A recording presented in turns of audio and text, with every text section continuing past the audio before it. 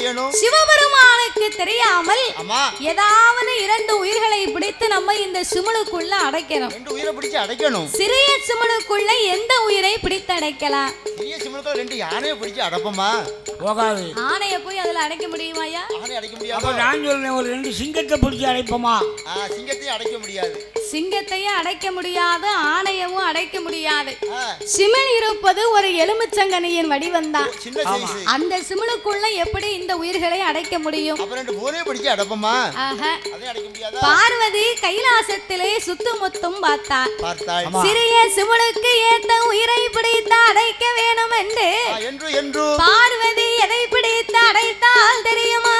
அவாதி வெள்ளி கையில கையில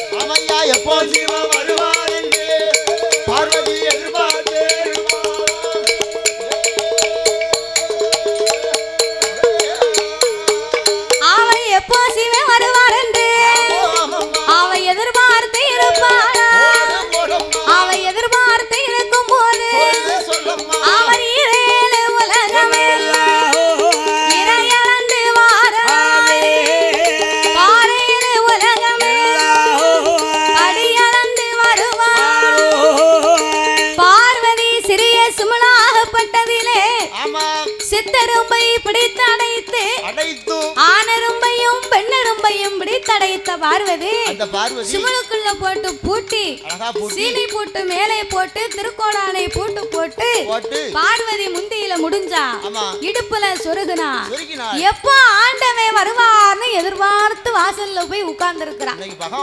வரட்டும் இன்னைக்கு இந்த ஆண்டவே இவர் படி அளந்துட்டு வந்திருக்காரா இல்லை படி அளக்காம வந்திருக்காரா? முந்தியில முடிஞ்சு இடுப்புல சொருகி இருக்க உயிருக்கு ஆண்டவே எப்படி படி அளக்காம இன்னைக்கு பாப்போமே. அப்படி என்று ஆண்டவன் வரக்கூடிய வழியிலே நீட்டிய கால் மடக்கவில்லை, கவிழ்ந்த தலை நிமிரவில்லை, உலைந்த கூந்தலை அள்ளி முடியவில்லை. மௌனமும் கவலையுமாக அமர்ந்திருக்கிறாள் மாயந்தங்கை பார்வதி. அப்ப மௌனமும் கவலையுமாக அமர்ந்திருக்க சிவபெருமான் படியிழந்து கைலையங்கிரி மலைக்கு வந்தார். என்னைக்குமே பார்வதி சிவபெருமான் வருகிறார் அப்படின்னு சொன்னா தங்கத்தாம்பூலத்திலே பாரிச்சாத மலர்களை வைத்து சிவனுக்காகவே எதிர்பார்த்து சிரித்த முகம் சீதேவியா நின்னு எதிர்பார்ப்பா. அந்த காலத்துல ஆனா பிறந்தவங்க அதிகாலையில எழுந்தரித்து அந்த ஐயா தோல்ல ஒரு மம்பட்டியும் தூக்கி போட்டு பேயாமல பெருமலையில வீரன் சமத்த விக்ரமாதித்தை ஒரு கோட்டை விதப்பாட்ட ஒத்தையிலே வரப்பு வெட்டியிருக்காரு. ஒரே மனுஷன் நின்னு வரப்பு வெட்டியிருக்காரு. ஒரே ஆளு ஒரு கோட்டை விதப்பாட்ட ஒத்தையிலே வரப்பு வெட்டுவாராம். வெட்டுவாரு. இப்போ இந்த தாய்மார்கள் பொம்பளைய பூரா காட்டுக்கு வேலைக்கு போனோம்னு வையி, எங்க ஊர்ல எல்லாம் வேலைக்கு 9 ஆளு போனா குறுநி விதப்பாட்டுக்கு 9 ஆளு. அதுலயும் வீட்டுக்கு வரும்போது குறை போட்டு வந்துருவா. நாளைக்கு வேலைக்கு வேணும்ல, அவளுக்கு 350 ரூபாய் சம்பளம்.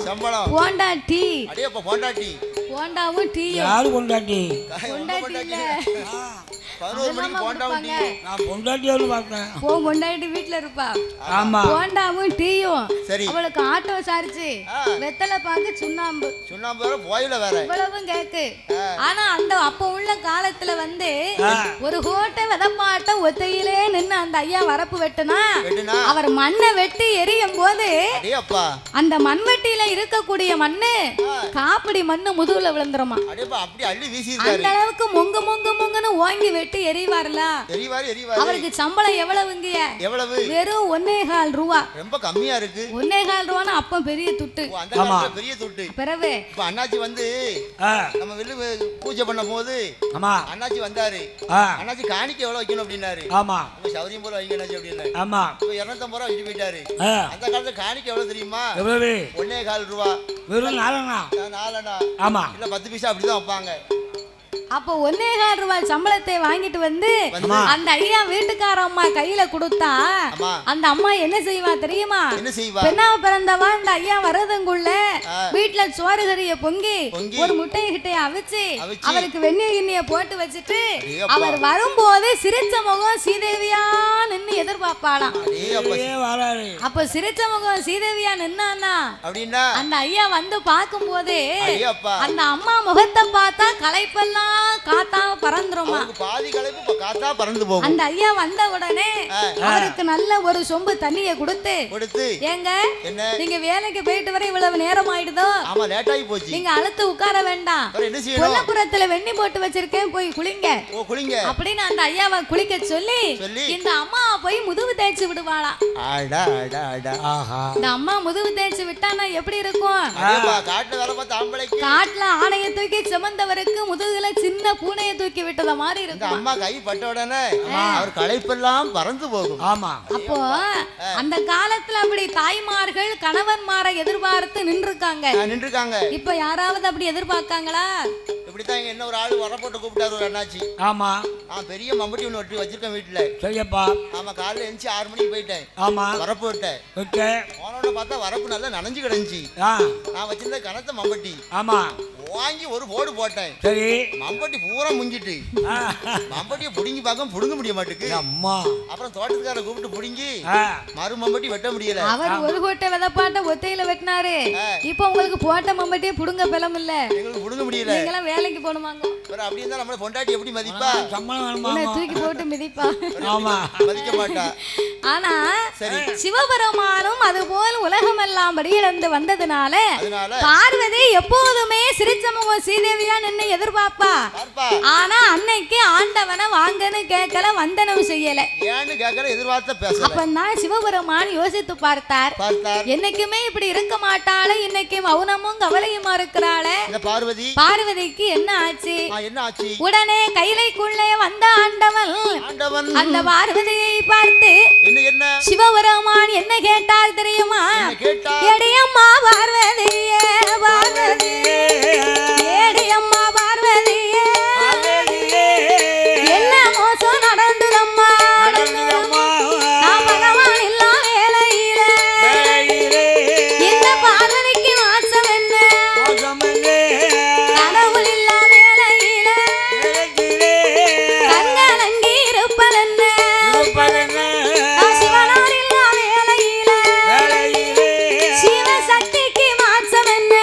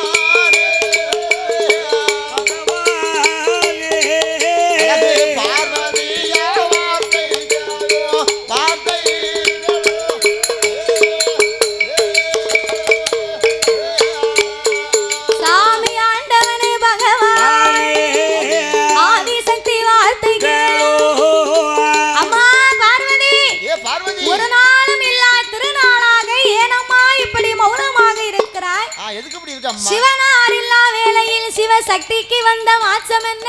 மாற்றம் என்ன? கடவுள் இல்லா வேளையில் நீ கண்கலங்கி இருப்பது என்ன பார்வதி? பார்வதி, தேவர்கள் மூவர்கள் ஏதாவது உன்னை பேசினார்களா? இல்ல இல்ல. மூவர்கள் யாராவது உன்னை இடையூறு செய்தார்களா? கிடையாது கிடையாது. மூத்த மகன் ஏதாவது சொன்னானாடி? இல்ல, மூத்த மகன் ஒண்ணும் சொல்லல. இல்ல இளைய மகன் ஏதாவது சொன்னானா? அவனும் ஒண்ணும் சொல்லல. ஆண்டவா, என்ன பார்வதி, யாருமே எதுவும் சொல்லலைனா பிறகு ஏண்டி இப்படி கவலை கொண்டு இருக்கிறாய்? அப்படி மூஞ்ச தூக்கிட்டு இருக்க அம்மா. வாடிய முகத்தோடு இருக்கக்கூடிய காரணம் என்ன? காரணம் என்ன? அன்று மலர்ந்த தாமரை போல் இருக்கும் உன் முகமாகப்பட்டது இன்னைக்கு வாடி வதங்கி இருக்கக்கூடிய காரணம் என்ன? காரணம் என்ன? ஆண்டவா பரம்பொருளே, பார்வதி, ஈரேழு உலகத்திற்கும் இறையளக்கும் இறைவனின் மனைவி அல்லவா நான்? உண்மைதான். அப்படி இருக்க உங்க அருளால் எனக்கு ஒரு குறையுமே கிடையாது. எந்த குறையுமே கிடையாது. பிறகு ஏன் இப்படி இருக்க?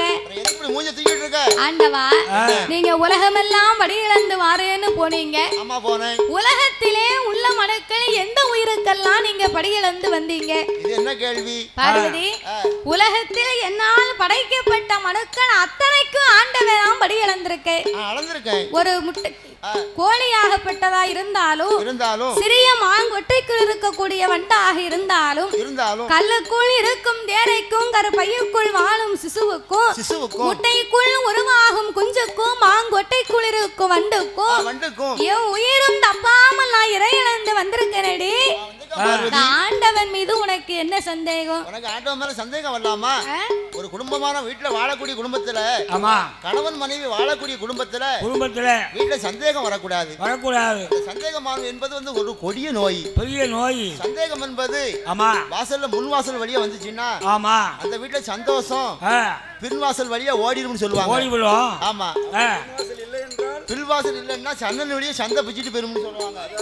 சந்தோஷம். ஆமா, அதனால நம்பிக்கை தான் வாழ்க்கை. ஆணை பெண்ணு நம்பணும். ஆமா, பெண்ணு ஆணை நம்பணும். ஆனா பார்வதி வந்து பகவான் மேல சந்தேகப்படுதா?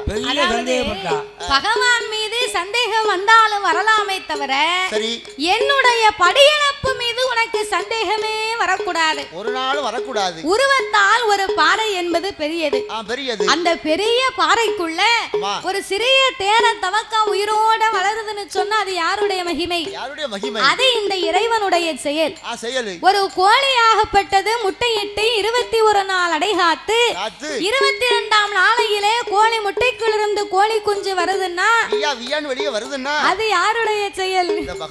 அது இந்த சிவனுடைய செயல். ஒரு பெண்ணாகப்பட்டவள் கர்ப்பவதியாகும் காலத்திலே 3 மாதம் 4 மாதம் 5 மாதமும் தள்ளுங்க.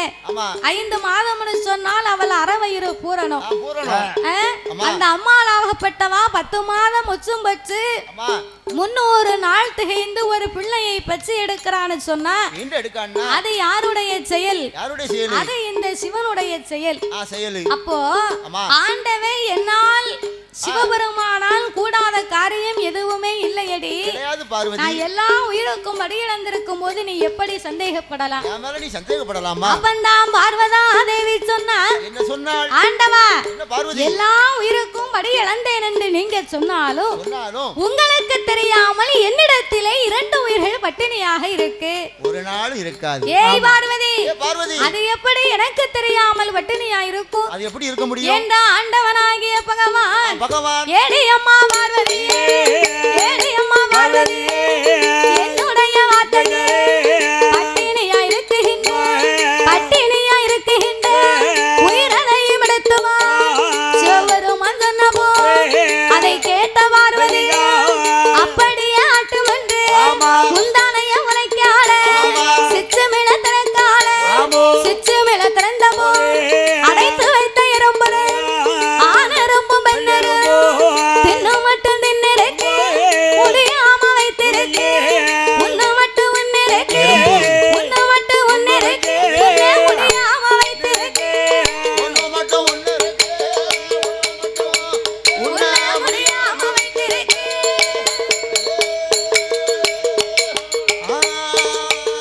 ஆதி சுத்தி சுத்தி வருகுதே சுத்தி சுத்தி வருகுதே சொற்களையும் பார்க்குதே. ஆண்டவன் பகவானாகப்பட்டவர் சொன்னபோது பார்வதி முந்தானையை உழைத்தால் சிச்சுமலை திறந்தார். சிமுலை திறந்து பார்த்தா அடைத்து வைத்த 2 ஆணரும்பும் பெண்ணரும்பும் எறும்பும் ஓர் எறும்பா இருந்தது 1000 எறும்பா உருவெடுத்து நிக்கி. ஐயோ ஏகப்பட்ட கூட்டம். அத்தனை நாளையில 8 நாளைக்குள்ள அத்தனை குட்டி போட்டிருக்கு. அடே அப்பா. சிவபெருமான் படி இழந்த மகிமையினாலே அதனால தின்னு மட்டும் தின்னிருக்கு திங்க முடியாமல் வைத்திருக்கு. வைத்திருக்கு. ஒண்ணு மட்டும் ஒண்ணு இருக்கு மிச்சம் தலைக்கு வச்சு படுத்திருக்கு. தலைக்கு வச்சு அட்னகால் போட்டு படுத்திருக்காங்க. சிவபெருமான் பார்த்தார். பார்த்தார். அடியே பார்வதி. பார்வதி. படியடக்கவில்லை பட்டினியாயிருக்கு பட்டினியாயிருக்குன்னு சொன்னியே. சொன்னியம்மா. இதோ பாரடி. நீ அடைத்து வைத்த எறும்பு ரெண்டு எப்படி இருக்கு? அடேப்பா ஏகப்பட்ட கூட்டமா இருக்கு. என்ற ஆண்டவன் ஆமா ஆங்கார கோபத்தை கொண்டு கொண்டு ஆடி ஏடி அம்மா பார்வதி ஏடி அம்மா பார்வதி கல்லுக்குள்ள இருந்தா கடவுளறிய மாயமே அறைக்குள்ள இருந்தா அறநறிய மாயமே சிவனுக்குள்ள இருந்தா சிவனறிய மாயமே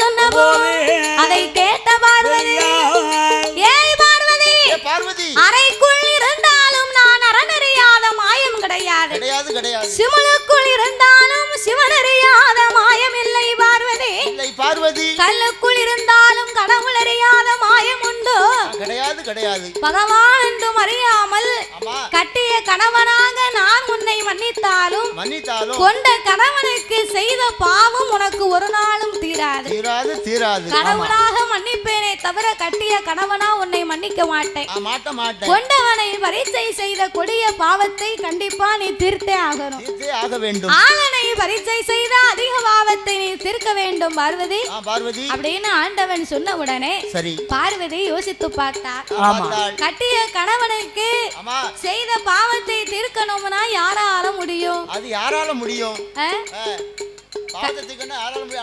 கொண்ட கணவனுக்கு செய்த பாவத்தை தீர்க்கணுமானா கண்டிப்பாக ஒரு குழந்தை வரத்தா இருந்தா மட்டும்தான் முடியும்.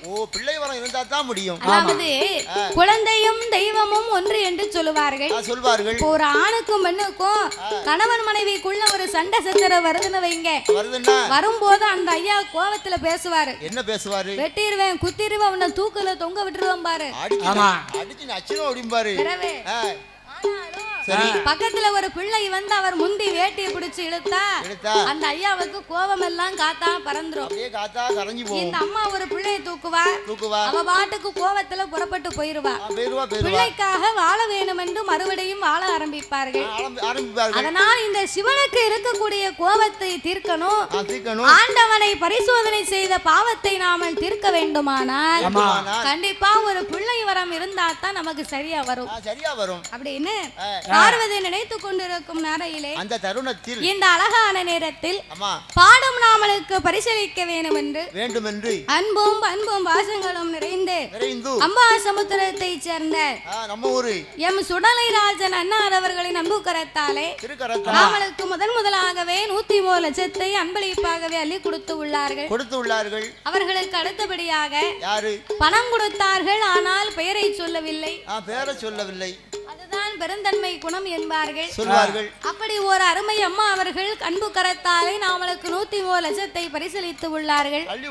அவர்களுக்கு அடுத்தபடியாக ஆலயத்தின் சார்பாக பத்ரகாளியம்மனுடைய செல்ல பிள்ளைகள் சார்பாக நாமல் 6 பேர்களுக்குமே அழகான பொன்னாடையை கொண்டு வந்து போற்றி சபையிலே நாமளை அன்போடு ஆதரித்து உள்ளார்கள். பரிசளித்து பாராட்டிய அன்பு உள்ளங்களும் அவருடைய உச்சார் பெற்றார் உறவினர்களோடு என் பத்ரகாளி அருளால் எப்படி வாழ வேண்டும் தெரியுமா?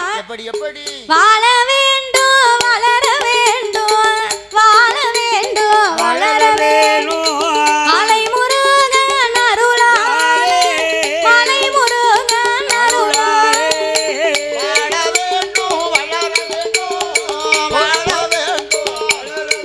அழகு மலை முருகனுட அருளாலே மலை முருகனுட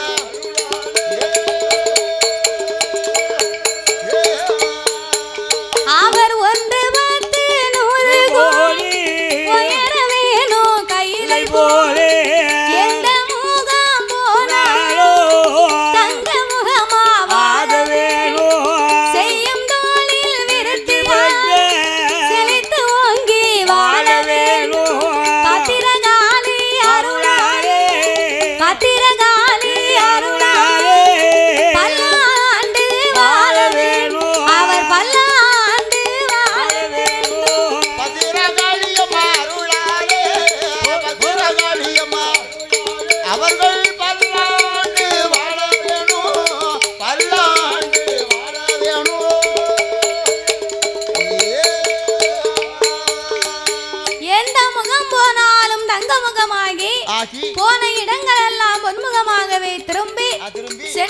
குணங்கள் எல்லாம் சிறப்பு வச்சு என்றென்றைக்கும் வாழ வேண்டும் வளர வேண்டும் என்று அம்மாளை வணங்குகிறோம் ஐயா. அப்படியாகவே இருக்கும் போது ஆதி கையிலே பராசக்தியாகப்பட்ட அந்த பார்வதா தேவி சிவபெருமானுக்கு செய்த பாவங்களை தீர்க்க வேணுமானால் என்ன செய்ய வேண்டும்? கண்டிப்பாகவே சிறிய குழந்தை ஒன்று வேணும் என்று ஆண்டவனை அழைத்து, ஆண்டவா பரம்பொருளே, என்ன பார்வதி, உங்களுக்கு நான் செய்த பாவத்தை தீர்க்க வேண்டுமானால் கண்டிப்பாக எனக்கு எண்ணி 8 நாளைக்குள்ள ஒரு ஏந்தும் குழந்தை ஒன்று வேணும். குழந்தை ஒன்று வேண்டும் பார்வதி. 8 நாளைக்குள்ள உனக்கு ஏந்தும் குழந்தை வேணுமா? ஆமா. ஏற்கனவே ஆண்டவே உனக்கு 2 பிள்ளைய கொடுத்திருக்கேன். ஆமா, 2 பிள்ளைய நீங்க கொடுத்தீங்க. இருந்தாலும் 3வது ஒரு பிள்ளையை கேட்கிய பார்வதி, எந்த வரம் கேட்டாலும் ஏந்தும் பிள்ளை வரம் கேளாதம்மா. கோடி வரம் கேட்டாலும் குழந்தை வரம் கேளாத பார்வதி அப்படின்னு ஆண்டவை சொன்னார். பார்வதி சிவனிடத்திலே என்ன சொல்லுகிறாள் தெரியுமா? ஆண்டவனே பகவான், சாமி ஆண்டவனே பகவான்,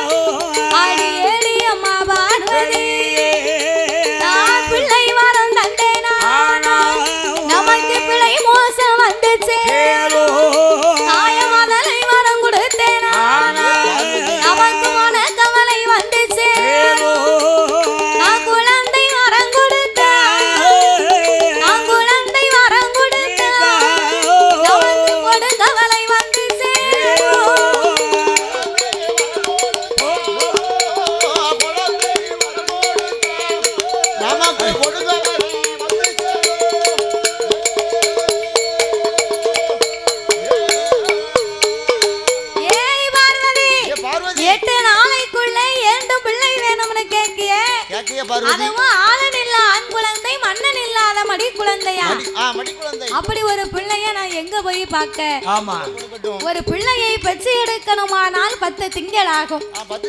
10 திங்கள் என்பதுவே 10 மாதம் என்பார்கள்.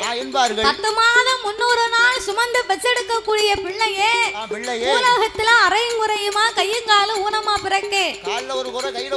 நீ திடீர்னு 8 நாளைக்குள்ள புருஷனே இல்லாத புத்திரன் கேட்டா நான் எப்படி கொடுப்பேன்? எப்படி கொடுக்க முடியும்? ஆண்டவா, நீர் என்ன செய்வீரோ ஏதை செய்வீரோ எனக்கு தெரியாது. கண்டிப்பாக எனக்கு ஏந்தும் குழந்தை வேணும் என்று சொன்னபோது அப்பந்தான் இறைவனாகிய பகவான் சொன்னார். என்ன சொன்னார்? அப்பேற்பட்ட குழந்தையை உனக்கு நான் கொடுத்தேனையானால் அப்படி ஒரு பிள்ளை 3வது ஆண் குழந்தை அவன் என்ன செய்வான் தெரியுமா?